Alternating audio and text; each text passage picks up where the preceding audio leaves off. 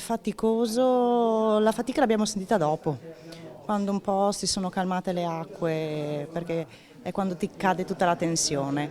Al momento ti senti dentro tanta forza e soprattutto io a volte dico faccio volontariato, mi sento quasi egoista perché mi sembra che siano più gli altri che danno a me. Noi abbiamo lavorato per quel che riguarda le consegne delle spese, tutti i servizi Covid che abbiamo fatto in ambulanza, abbiamo messo in campo diverse forze. E perché è importante aiutare gli altri per lei? Perché per un mio vissuto che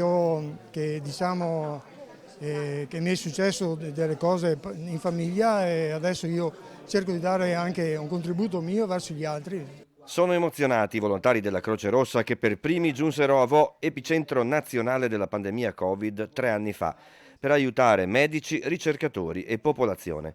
Ora sono pure orgogliosi perché il loro presidente nazionale ha consegnato ai comitati di Padova e Padova Sud della CRI il riconoscimento del tempo della gentilezza, mentre nella mente si riavvolge il film di quei giorni.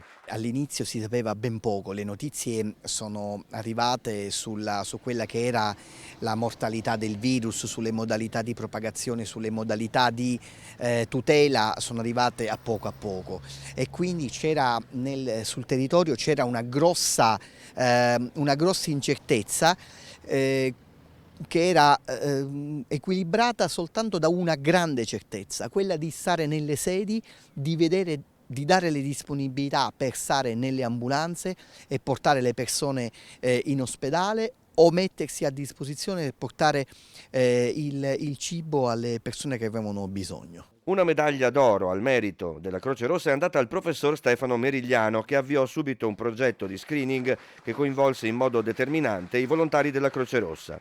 Applausi orgogliosi e commossi per Merigliano, ma soprattutto per i volontari, tra loro uomini e donne di varie età. Sono passati 3 anni da quei giorni difficili e incredibili, ma è stato importante fare memoria.